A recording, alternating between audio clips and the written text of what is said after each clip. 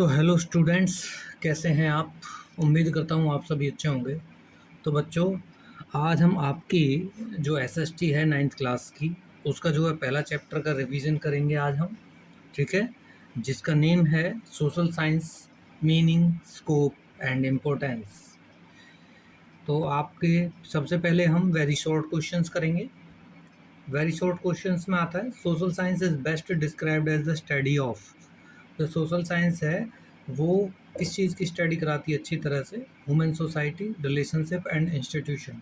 यानी कि जो सोशल साइंस है वो किसकी स्टडी कराती है? ह्यूमन सोसाइटी की स्टडी कराती है, उनके रिलेशनशिप्स के बारे में स्टडी कराती है, और सोसाइटी में कौन कौन से इंस्टीट्यूशंस होते हैं उनके बारे में स्टडी कराती है। ठीक है, the discipline that studies the earth as the home of the human being is. यानी कि एक तरह से ह्यूमन बीइंग का जो है घर कहा जाता है अर्थ को। इस चीज़ की स्टडी कौन कराता है? जो है ज्योग्राफी कराता है, और ज्योग्राफी का मतलब ही है स्टडी ऑफ द अर्थ। ठीक है ना। एक की purpose of studying social sciences two. इसका जो है सबसे महत्वपूर्ण पर्पज क्या है सोशल साइंस का? इसका मतलब है डेवलप इन्फॉर्म्ड रिस्पॉन्सिबल सिटीजनशिप। इसका मतलब है कि एक ऐसा नागरिक बनाना जो रिस्पॉन्सिबल हो अपने कामों को लेकर, वेल इन्फॉर्म्ड हो, और कहीं ना कहीं बहुत ज़्यादा एक तरह से जागरूक भी हो नागरिक। ठीक है ना। Name any one institution found in society. Society में कितने तरह के इंस्टीट्यूशन मिलते हैं? देखिए, लॉ, गवर्नमेंट, कोर्ट और पुलिस जैसे इंस्टीट्यूशंस देखने को मिलते हैं। इसके अलावा बैंक वगैरह भी देखने को मिलते हैं। ठीक है ना। फिर बात करते हैं, which discipline studies map and spatial patterns. तो मैप की स्टडी आप जानते हैं कौन कराता है? ज्योग्राफी कराता है। डाइवर्सिटी की हम आपको मतलब डेफिनेशन बतानी है, the presence of differences among people in term of culture, language, religion and lifestyle. यानी कि लोगों में जो एक तरह से विभिन्नता देखने को मिलती है, किसके आधार पर? उनका कल्चर अलग होता है, उनकी लैंग्वेज अलग होती है, उनका रिलीजन अलग होता है, और उनका कहीं ना कहीं जीने का तरीका भी अलग होता है। उसी को हम क्या कहते हैं? डाइवर्सिटी कहते हैं। ठीक है ना। जैसे कि मान लीजिए हमारे देश में कितनी डाइवर्सिटी है, हमारे देश में कितनी सारी लैंग्वेजेस बोली जाती हैं, क्योंकि कॉन्स्टिट्यूशन में ही 22 भाषाओं को क्या दे रखा है? एक तरह से जो है ऑफिशियल लैंग्वेज मान रखा है। ठीक है। इसके अलावा देखा जाए तो कितने सारे धर्म रहते हैं हमारे यहाँ पर, कितनी सारी कास्ट रहती है यहाँ पे, तो उसी को डाइवर्सिटी बोलते हैं। Name any two ideas mentioned in the preamble to the constitution of India. तो दो आइडियाज कौन कौन से? एक इक्वलिटी और लिबर्टी, जो है दो आइडियाज हमारे कॉन्स्टिट्यूशन में दे रखे हैं। ठीक है। अब हम शॉर्ट आंसर्स करेंगे। ठीक है। तो फर्स्ट आपका जो क्वेश्चन है वो है, explain how social sciences connect daily life with classroom learning. यानी कि अगर ये कह रहा है कि जो आप डेली लाइफ में जो क्लासरूम में आप सीख के आते हो, वो उसको आप रियल लाइफ में कैसे कनेक्ट करोगे डेली वाली लाइफ में? ठीक है ना, घर पर। Social sciences connect classroom learning with daily life by helping students understand real life situations through concept of history, geography, political science and economics. ठीक है। इसके अलावा it explain how people live, how society functions, how resources are used and how decisions are made in everyday life. सबसे पहली बात तो ये है, जब आप क्लास में जो है सोशल स्टडीज़ पढ़ते हैं तो उसमें आपको 4 डिसिप्लिन्स पढ़ाए जाते हैं, हिस्ट्री, ज्योग्राफी, पॉलिटिकल साइंस और इकोनॉमिक्स।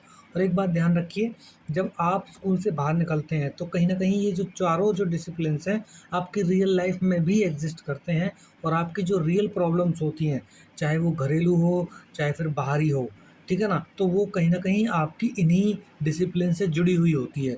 तो इसीलिए कहीं न कहीं ये जो सोशल साइंस के डिसिप्लिन है, आपको क्लासरूम में ये सिखाते हैं कि आप बाहर जाके सोसाइटी में किस तरह से जो है चीज़ों को समझ सकते हैं। ठीक है? और ये इसके अलावा ये बताते हैं कि सोसाइटी कैसे फ़ंक्शन करती है, रिसोर्सेज़ का कैसे यूज़ करते हैं, और एक इसके अलावा how decisions are made in everyday life, और हम अपनी रोज़मर्रा की ज़िंदगी में किस तरह से जो डिसीजंस लेते हैं। This makes learning meaningful and practical. ये जो है कहीं न कहीं लर्निंग को एक तरह से मीनिंगफुल बनाता है, प्रैक्टिकल बनाता है। A student can relate what they study to their surrounding and experiences. यानी कि एक तरह से चाहे कोई भी स्टूडेंट हो, चाहे कोई और हो, जो है वो अपने सराउंडिंग में चीज़ों को देख सकता है और पहचान सकता है कि ये चारों डिसिप्लिन्स किस तरह से जो उसकी लाइफ में इम्पोर्टेंट रोल निभाते हैं। ठीक है ना? तो इसलिए कहीं न कहीं कहा जाता है कि जो क्लासरूम लर्निंग है सोशल स्टडीज़ की, वो आपकी रियल लाइफ में भी जो है बहुत ज़्यादा मायने रखती है। ठीक है ना? अब बात करते हैं, how does history help in understanding present day issues and identities. यानी कि जो हम हिस्ट्री है, इतिहास है, वो प्रेजेंट टाइम के इश्यूज़ को समझने में किस तरह से मदद करता है। History help in understanding present day issues and identities by explaining past event decisions and development that have shaped societies. यानी कि प्रेजेंट डे के इश्यूज को जो है हिस्ट्री कहीं न कहीं समझने में मदद करती है, और वो इसको समझाने में मदद करती है कैसे कि पास्ट में क्या हुआ होगा, कैसे डिसीजंस लिए होंगे, किस तरह का जो डेवलपमेंट हुआ होगा जिसके कारण जो आज की सोसाइटी है वो ऐसी दिखती है।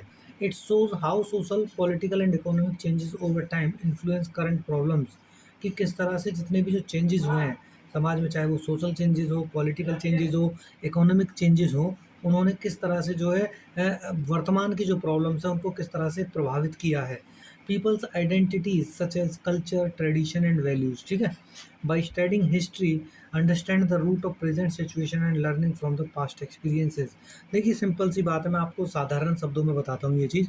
मान लीजिए वर्तमान में अगर आपका किसी के साथ झगड़ा चल रहा है, कई बार आपने सुना होगा जैसे कि मान लीजिए दो फैमिलीज होती हैं, वो ना एक दूसरे की शादी में आती है, ना एक दूसरे को बुलाते हैं, यहाँ तक कि वो एक दूसरे को देखना भी पसंद नहीं करते हैं। तो इसके कारण क्या होते हैं? इसके कारण ये होते हैं कि पास्ट में कुछ ना कुछ इवेंट ऐसा हुआ होगा, कुछ ना कुछ ऐसा हुआ होगा जिसके कारण आज जो उनके वर्तमान रिलेशन है वो ऐसे हैं। यानी कि करंट की जो सिचुएशन है उसका जो कहीं न कहीं रीज़न है वो छुपा हुआ होता है हमारे पास्ट इवेंट में, पास्ट में, ठीक है?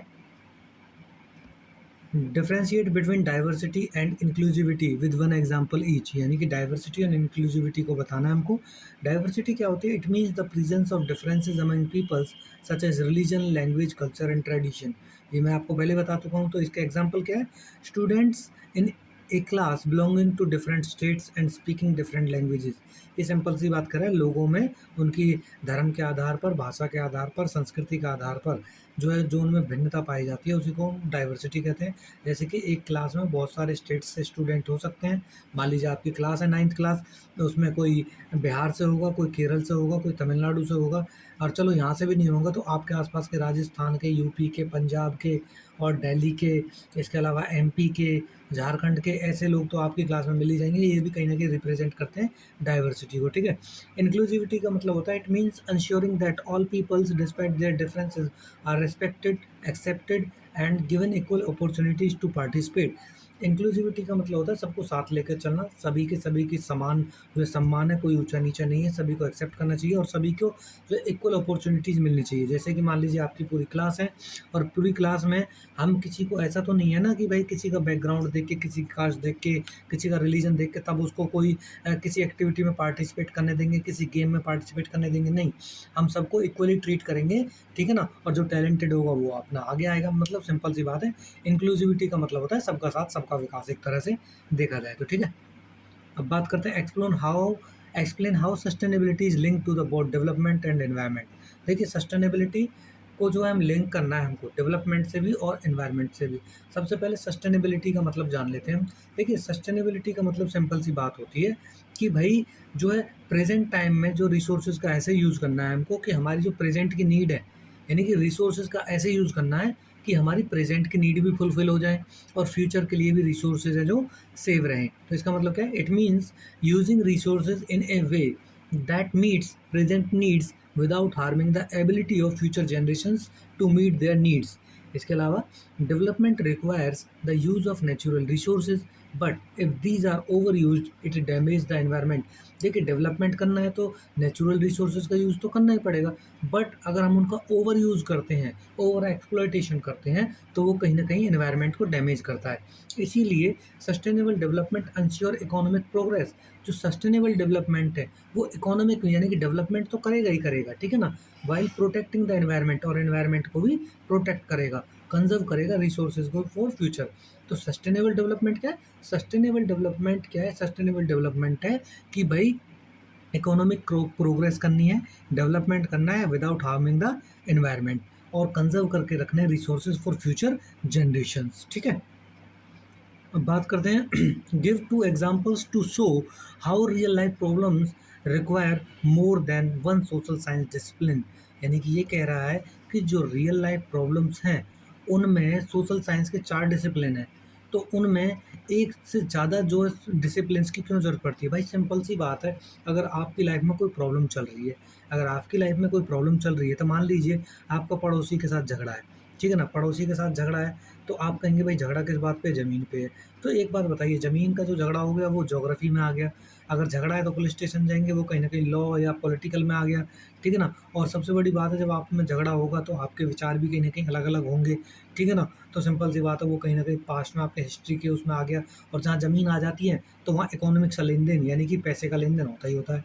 तो हम इसको 2 एग्ज़ाम्पल से समझते हैं। Problem of poverty, to understand poverty, अगर हमको गरीबी को समझना है, वी नीड इकोनॉमिक्स, ठीक है ना? तो हमको इकोनॉमिक्स के बारे में जानना होगा, इनकम के बारे में जानना होगा, एम्प्लॉयमेंट के बारे में जानना होगा, हमको ज्योग्राफी के बारे में जानना होगा, रिसोर्सेज और लोकेशन के बारे में जानना होगा, पॉलिटिकल साइंस के बारे में जानना होगा, government policies and welfare schemes. यानी कि देखिए, अगर गरीबी है कहीं, ठीक है? तो मान लीजिए जैसे भाई गरीबी है, मान लीजिए आपके बिहार में गरीबी है। अगर हमको वहाँ जानना है तो हमको वहाँ देखना पड़ेगा कि वहाँ क्या एम्प्लॉयमेंट है या नहीं है? क्या वहाँ पे रिसोर्सेज़ हैं या नहीं है? और रिसोर्सेज़ भी हैं, तो क्या वहाँ पे गवर्नमेंट पॉलिसीज़ ऐसी हैं जो उनको रोज़गार प्रोवाइड करा पा रही हैं?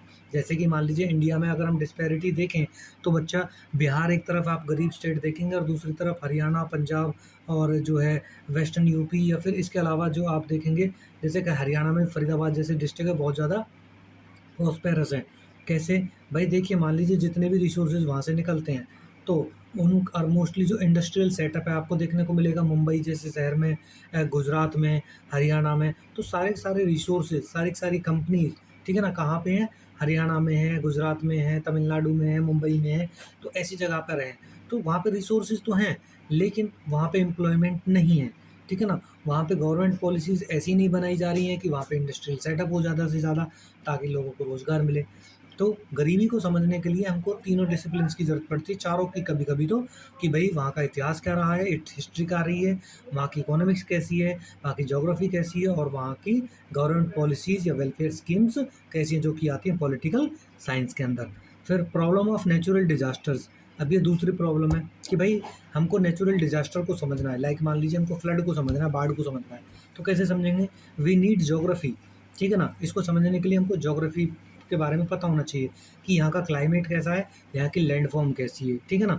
History, past disaster and responses, कि क्या पहले भी यहाँ पर कभी जो है डिज़ास्टर आए हैं, ठीक है ना? और पॉलिटिकल साइंस में disaster management and government action, कि जो है गवर्नमेंट ने क्या किया है डिज़ास्टर्स को रोकने के लिए, क्या पॉलिसीज़ बनाई है, क्या कोई टीम बनाई है, ठीक है ना? जो कहीं न कहीं रिस्पॉन्स करे, किसके अगेंस्ट में, कि भई अगर डिज़ास्टर आ जाता है तो लोगों की देखभाल कैसे करनी है, लोगों को रिहैबिलिटेट कैसे करना है, कैसे दोबारा बसाना है, कैसे उनके भोजन-पानी की व्यवस्था करनी है, ठीक है ना?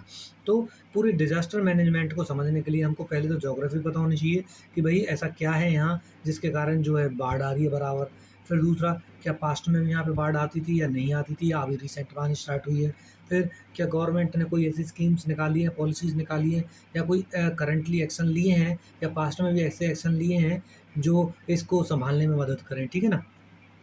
तो सिंपल सी बात है, किसी भी रियल लाइफ प्रॉब्लम को समझने के लिए हमको सोशल स्टडीज़ के जो चारों डिसिप्लिन्स हैं उनकी बहुत ज़्यादा ज़रूरत पड़ती है, ठीक है ना? उनके बिना हम रियल लाइफ प्रॉब्लम्स को सॉल्व नहीं कर सकते हैं। अब हम करेंगे लॉन्ग आंसर टाइप क्वेश्चंस, ठीक है बच्चा? तो और ये सारे के सारे क्वेश्चंस पता है बच्चा, ये आपके एनसीईआरटी से जो है करवा रहा हूँ मैं आपको, ठीक है?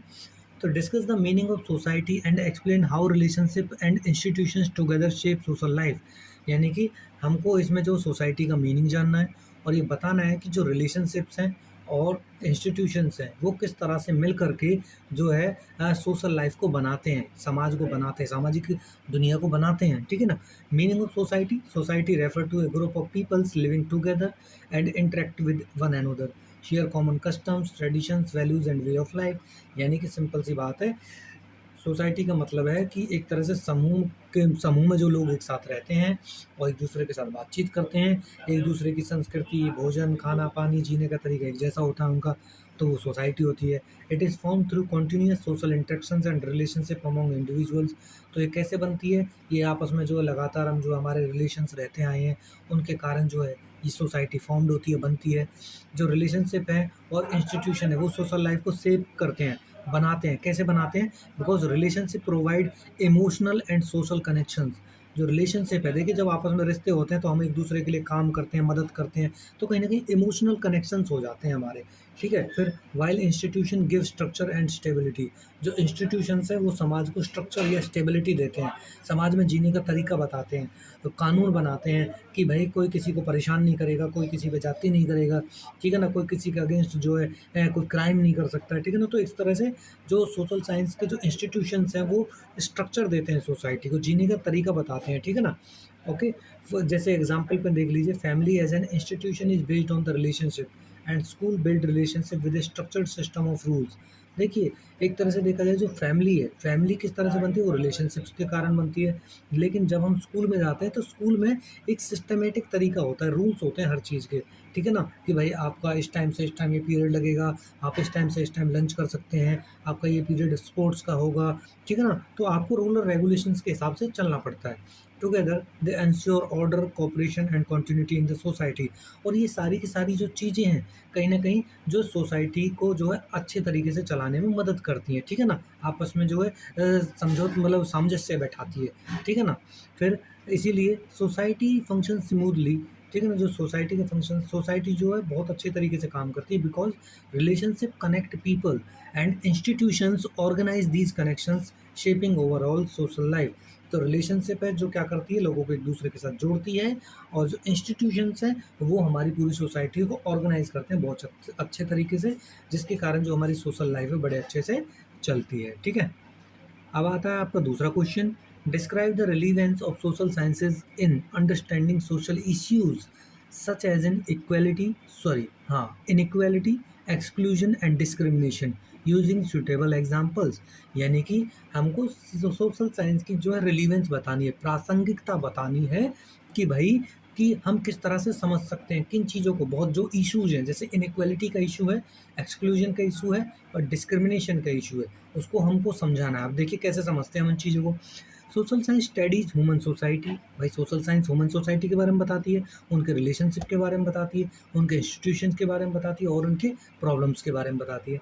इट इज़ इम्पोर्टेंट, ये बहुत ज़्यादा ज़रूरी है। क्यों?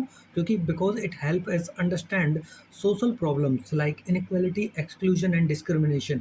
ये इसलिए ज़रूरी है, महत्वपूर्ण है, क्योंकि ये हमको जो सोशल प्रॉब्लम्स हैं, कौन कौन सी प्रॉब्लम, जैसे कि असमानता की प्रॉब्लम, ठीक है ना, किसी को बाहर रखने की प्रॉब्लम समाज से, और भेदभाव के जो प्रॉब्लम है हमारे समाज में, उनको समझने में मदद करती है, प्लस में उनको कैसे सॉल्व करना है, हाउ टू सॉल्व दैम, ठीक है ना, हाउ टू मतलब find and solve them these problems like inequality, exclusion and discrimination.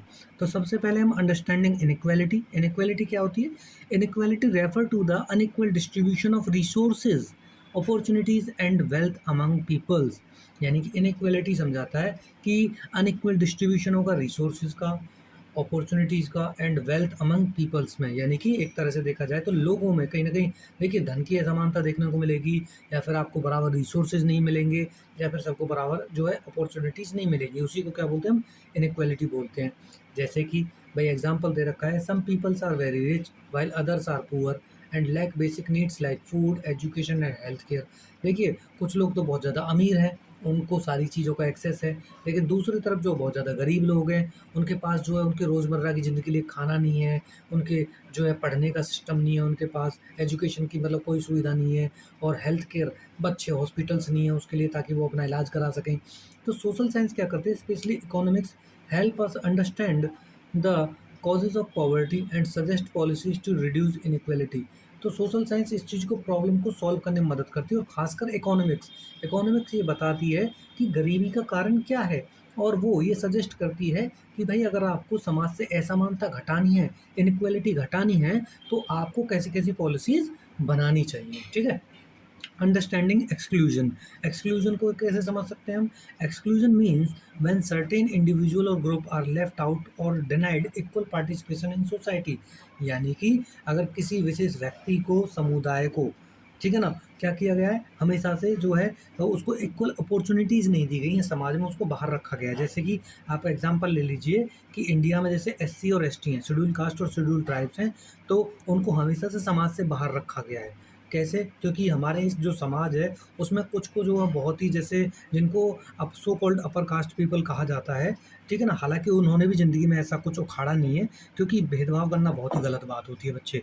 तो उनको क्या किया गया है, एससी-एसटी को हमेशा से जो है एक्सक्लूड करके रखा गया है, उनको इक्वल अपॉर्च्युनिटीज़ नहीं दी गई है, ठीक है ना? और आज सरकार जब उनको इक्वल अपॉर्च्युनिटीज़ दे रखी है, क्योंकि देखिए जब कोई व्यक्ति बहुत ज़्यादा दिनों तक बीमार रहता है, तो आप भी जानते हैं घर में उसके लिए स्पेशल ट्रीटमेंट दिया जाता है, उसको दवाई दी जाती है, उसके लिए फल-फ्रूट लाए जाते हैं, उसके लिए खाने में अच्छी-अच्छी चीज़ें बनाई जाती हैं ताकि वो वेल्दी हो सके और जो समाज में फिर और जो फैमिली में जितने लोग हैं उनकी तरह वो भी काम कर सके। तो इसी तरह आप समझ लीजिए कोई देश क्या है, एक परिवार है, उसमें मान लीजिए कुछ तो बहुत अच्छे जो है लोग हैं और कुछ जो बहुत काफ़ी दिनों तक बीमार हैं, मतलब उनको एक्सक्लूड करके रखा गया है। तो सिंपल सी बात है, सरकार भी उनको स्पेशल ट्रीटमेंट दे रही है। किस चीज़ का? कि भाई आप भी वेल्दी हो जाइए और जब वेल्दी हो जाएँगे, तो वो भी क्या करेंगे, देश की जो जीडीपी है, देश की ग्रोथ में जो है पार्टिसिपेट कर सकेंगे, अपना रोल प्ले कर सकेंगे। जैसे कि एग्ज़ाम्पल के तौर पे देखिए, पीपल फ्रॉम सर्टेन कम्युनिटीज़ में not be allowed equal access to education और पब्लिक प्लेसेस। यानी कि देखिए कुछ कम्युनिटीज़ ऐसी हैं जो क्या है, उनको जो है बिल्कुल भी एजुकेशन में इक्वल एक्सेस नहीं था, पढ़ नहीं सकते थे वो, और कुछ जो पब्लिक प्लेसेस हैं वहाँ पे भी नहीं आ सकते थे। Political science and sociology help us understand rights, equality and need for inclusion. तो सोशल साइंस में जो पॉलिटिकल साइंस है और सोशियोलॉजी है, ये हमको समझने में मदद करती है कि भाई किसके राइट्स क्या होने चाहिए, इक्वालिटी क्या चीज़ है, और भैया नीड फॉर इंक्लूजन, इंक्लूजन क्यों ज़रूरी है, सबको साथ लेकर चलना बहुत ज़रूरी है। ये चीज़ बताती है सोशल साइंस की, पॉलिटिकल साइंस और सोशियोलॉजी। पॉलिटिकल साइंस राइट्स वगैरह बताती है, इक्वालिटी के बारे में बात करती है, ठीक है ना? अच्छा जी। अंडरस्टैंडिंग डिस्क्रिमिनेशन, तो डिस्क्रिमिनेशन क्या है? Discrimination occurs when people are treated unfairly based on caste, religion, gender और अदर डिफरेंसेस। यानी कि कुछ लोगों के साथ भेदभाव करना, उनकी कास्ट के आधार पर, उनके रिलीजन के आधार पर, उनके जेंडर के आधार पर। जैसे कि मान लीजिए कास्ट के आधार पर आप जानते हैं वही बात, जैसे कि कास्टिज्म कितना मतलब जो गहराई तक बैठा हुआ है हमारे समाज में, और ये एक मानसिक बीमारी है। बच्चे, क्यों बीमारी है? क्योंकि सोच के देखिए ना, क्योंकि जो व्यक्ति इंसान-इंसान में फ़र्क करता है, वो बीमारी तो होगा, ठीक है? फिर जो है डिस्क्रिमिनेशन होता है रिलीजन के आधार पर, ठीक है? जेंडर के आधार पर कैसे? आप समझ लीजिए जो थर्ड थर्ड जेंडर होता है, मेल, फीमेल, और एक जो थर्ड जेंडर होता है, उसको देखकर कई बार कैसे हँसते हैं लोग, कैसे उसका उपहास उड़ाते हैं, तो ये बहुत ही गलत बात होती है, ठीक है ना? डिस्क्रिमिनेशन नहीं करना चाहिए हमको। तो डिस्क्रिमिनेशन को समझने के लिए जैसे एग्ज़ाम्पल दे रखा है इन्होंने, womens being paid less than men for the same work. देखिए, वुमेन्स के साथ भी बहुत ज़्यादा डिस्क्रिमिनेशन हुआ है, और ध्यान रखिए वुमेन्स का तो एंशिएंट टाइम से ही बहुत ज़्यादा डिस्क्रिमिनेशन किया गया है। जैसे एससी-एसटी के साथ किया गया इंडिया में, ऐसे ही वुमेन्स के साथ, और वुमेन्स के साथ भी तो पूरी दुनिया में और मतलब लगभग हर धर्म में जो है उसके साथ क्या हुआ है, एक तरह से भेदभाव हुआ है, ठीक है? अब देखिए, जैसे कि सेम काम करते हैं, कोई भी मेल और फीमेल सेम कंपनी में सेम काम करते हैं, या सेम इंस्टीट्यूशन में सेम काम करते हैं, लेकिन उनको क्या है, वुमेन्स को कम उसके लिए सैलरी देंगे और मेल को ज़्यादा सैलरी देंगे, ठीक है ना? People facing caste based discrimination, social sciences helps us understand the root of such practices and promote equality and justice. तो सोशल साइंस इस चीज़ के रूट में जाती है, रूट कॉज क्या है इसका, आखिरकार ये चीज़ें कहाँ से आई हैं, और उनको समझने में मदद करती है और कोशिश करती है कि भाई इनको हटा करके हमको प्रमोट करनी है इक्वालिटी और जस्टिस। यानी कि हमको सबको बराबर मानना है, समान मानना है, और जस्टिस करना है, न्याय करना है इनके साथ। Role of social sciences in solving these issues, तो सोशल साइंस का क्या रोल है इन सारी प्रॉब्लम्स को सॉल्व करने में? Social science create awareness about social problems and teaches values like equality, justice, respect for diversity, ठीक है ना? जो सोशल साइंस है वो क्या करती है, लोगों में अवेयरनेस फैलाती है, लोगों को जागरूक करती है इसके बारे में, इन प्रॉब्लम्स के बारे में, और उनको बताती है कि समानता, न्याय और जो है डाइवर्सिटी, यानी कि चाहे कोई किसी बैकग्राउंड से आ रहा होगा, वो सारे के सारे समान है और सबकी इज्जत करनी चाहिए, ठीक है? फिर it helps in making laws, policies and social reforms to reduce inequality, exclusion and discrimination. तो ये जो सोशल साइंस है ये कहीं न कहीं हमारी मदद करती है। देखिए, पहले तो हमको समझाने में मदद कर दिया कि ये कहाँ से आ रही है, कैसे आ रही हैं, और फिर प्रमोट कर रही है इक्वालिटी को, जस्टिस को, कि भाई इनको हटाना ज़रूरी है, न्याय ज़रूरी है। अब अगर न्याय लाना है तो भाई कुछ नियम बनाने पड़ेंगे, कुछ पॉलिसीज़ बनानी पड़ेंगी, कुछ सोशल रिफॉर्म्स करने पड़ेंगे, यानी कि समाज में बदलाव लाना पड़ेगा, ताकि इनइक्वालिटी को, एक्सक्लूजन को, डिस्क्रिमिनेशन को क्या किया जा सके, ख़त्म किया जा सके, ठीक है ना? इसीलिए social science is essential for understanding and addressing social issues helping to build a fair inclusive and just society. यानी कि सिंपल सी बात है कि इन इश्यूज़ को समझने के लिए सोशल साइंस बहुत ज़रूरी है। और सबसे बड़ी बात एक है कि अगर हमको एक अच्छी सोसाइटी बनानी है, एक समान सोसाइटी बनानी है, एक फेयर सोसाइटी बनानी है, तो भैया सोशल साइंस पढ़ना बहुत ज़रूरी है। ठीक है, अब आपका आता है question number 3। From an Indian perspective, explain how social science help us understanding diversity, constitution ideas, and democratic governance। तो इसमें हम समझेंगे कि इंडियन पर्सपेक्टिव के हिसाब से सोशल साइंस को समझेंगे। ठीक है ना, डाइवर्सिटी को समझेंगे इंडिया के हिसाब से, कॉन्स्टिट्यूशनल आइडियाज़ को समझेंगे और डेमोक्रेटिक गवर्नेंस को समझेंगे। ठीक है, तो diversity in India, India has many languages, religions, cultures, traditions.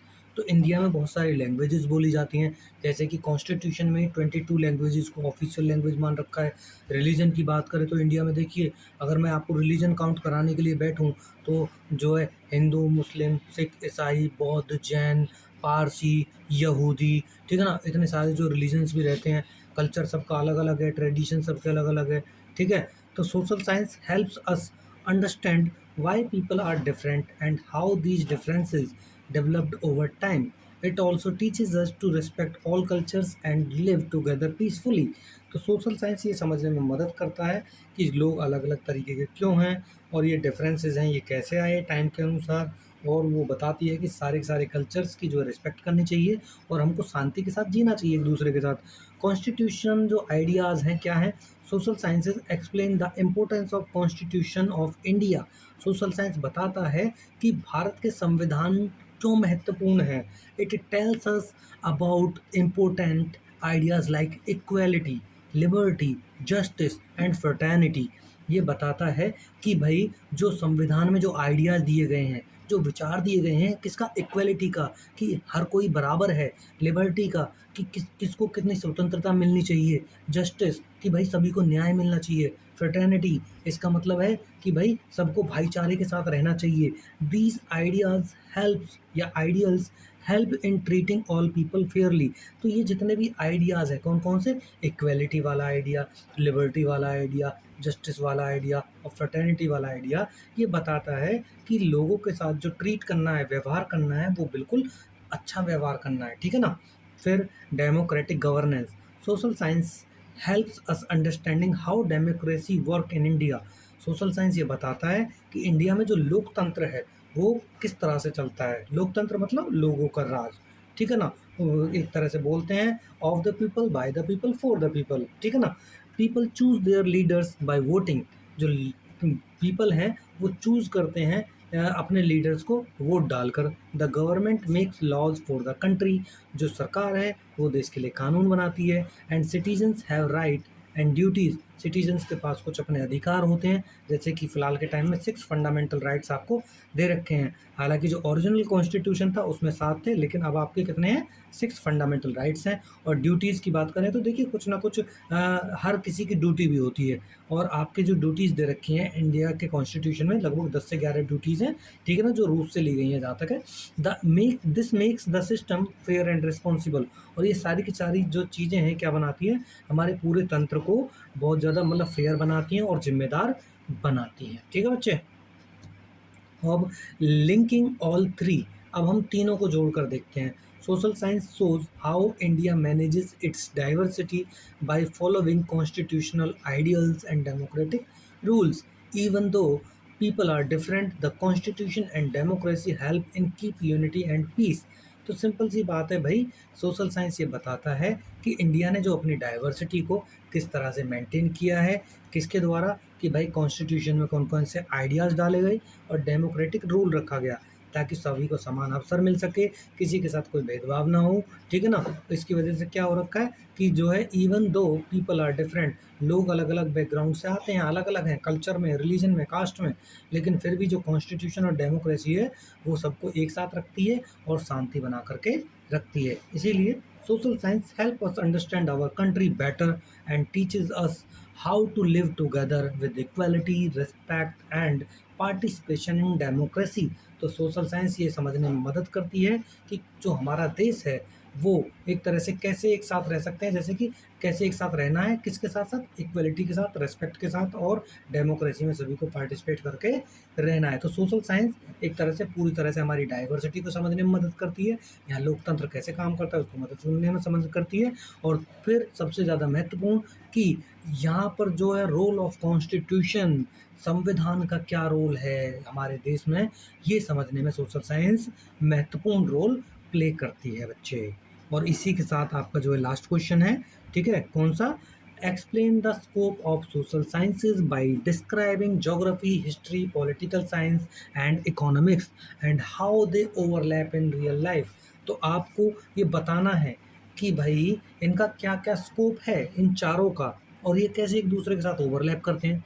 तो scope of social science, scope social science studies human society, its environment and past event, government system and economic activities. Its main branches geography, history, political science and economics. तो social science human society के बारे में बताती है, environment के बारे में बताती है, पास्ट इवेंट के बारे में बताती है, गवर्नमेंट सिस्टम कैसा है उसके बारे में बताती है, और इकोनॉमिक एक्टिविटीज़ कैसी होती हैं उनके बारे में बताती है। इसकी जो मेन ब्रांचेज है वो चार मेन ब्रांचेज है। ज्योग्राफी एक ब्रांचेज है जिसको हम बोलते हैं क्या, स्टडी ऑफ अर्थ।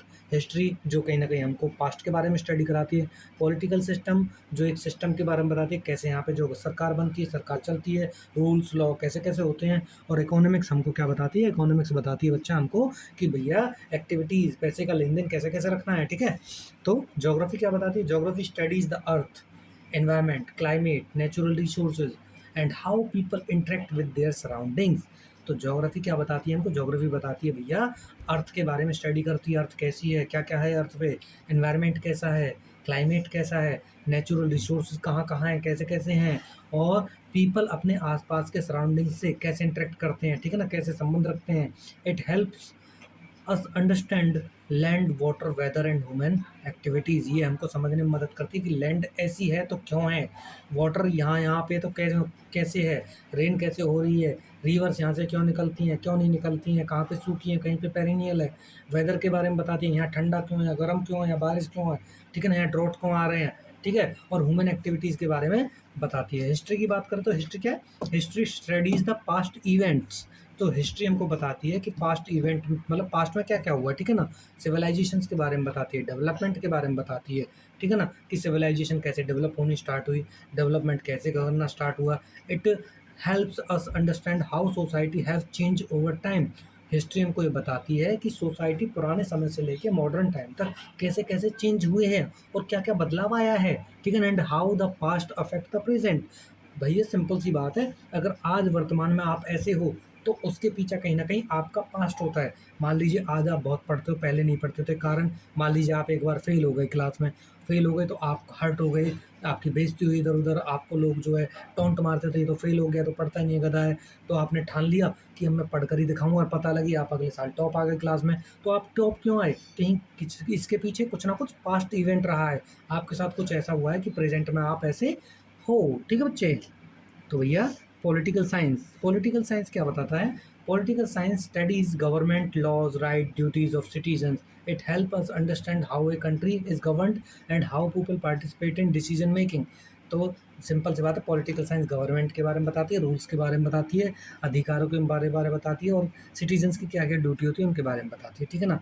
एक कंट्री में कैसे जो गवर्नमेंट कैसे चलाया जाता है किसी कंट्री को, ठीक है ना, और लोग किस तरह से जो है किसी भी देश में जो महत्वपूर्ण डिसीजंस होते हैं उनमें कैसे पार्टिसिपेट करते हैं। इकोनॉमिक्स की बात करें तो economics studies production, distribution and uses of resources. तो इकोनॉमिक्स बताती है कि प्रोडक्शन, उत्पादन कितना हुआ है, कैसे वितरण है, और कैसे कैसे जो है यूज़ कर सकते हैं हम रिसोर्सेज का। It helps us understand money, job, poverty and how people earn and spend, ठीक है ना। ये बताती है कि भैया, ये समझने में बताती है कि मनी कैसे कमाए, जॉब कहाँ से आए, जॉब कैसी है, कहाँ से आएगी, ठीक है ना। पॉवर्टी, गरीबी के बारे में बताती है, जॉब्स के बारे में बताती है, मनी के बारे में बताती है, and how people earn and spend, और पीपल कैसे कमाते हैं पीपल, और कैसे उसको खर्च करते हैं, ये सारी सारी बताती है, यानी कि पैसे का लेन देन बताती है कौन, इकोनॉमिक्स। तो how they overlap in real life, in real life these subject are closely connected. देखिए रियल लाइफ में सारे के सारे सब्जेक्ट हैं जो कनेक्टेड है, कैसे भैया। Farming depend on geography, farming depend करती है ज्योग्राफी के कि वहाँ का क्लाइमेट और सॉइल कैसा है। भाई ठंडा क्लाइमेट है और सॉइल बेकार है तो वहाँ पे, सॉइल अच्छी है तो वहाँ पे अलग तरह की खेती होगी। इकोनॉमिक्स बताता है कॉस्ट एंड प्रॉफिट कि किसी चीज़ में कितना खर्चा आएगा और कितना प्रॉफिट हो सकता है। पॉलिटिकल साइंस बताएगी भाई गवर्नमेंट पॉलिसीज़ कैसी रहेंगी। हिस्ट्री बताएगी भैया ट्रेडिशनल फार्मिंग मेथड्स कि भैया यहाँ पे कैसे कैसे मेथड जो यूज़ करते आए हैं खेती के लिए, ठीक है। इसीलिए social science has a wide scope and its different branches work together to help us understand real life situations in better and complete way. तो इसीलिए जो सोशल साइंस है भैया वो हमको ये बताती है, उसकी ब्रांचेस बताती है कि रियल लाइफ सिचुएशंस में जो है किस तरह से सॉल्व कर सकते हैं, किस तरह से समझ सकते हैं और किस तरह से एक बेहतरीन रास्ते निकाल सकते हैं हम, ठीक है ना, सिचुएशन से निकलने के लिए। ठीक है बच्चा, तो ये था आपका रिवीजन, ठीक है। और आपके एनसीईआरटी के लगभग सारे क्वेश्चन मैंने करा दिए हैं, वेरी शॉर्ट शॉर्ट और लॉन्ग आंसर, ठीक है बच्चे। ओके, तो आप इसी तरह से मुझे सपोर्ट करते रहिए और प्लीज़ सब्सक्राइब कीजिए ताकि मेरी भी जो है मुझे जो थोड़ा सा एक तरह से मतलब मैं भी मोटिवेट हूँ और अच्छी अच्छी वीडियोज़ बनाऊँ आपके लिए। जय हिंद, जय भारत, पढ़ते रहिए, बढ़ते रहिए।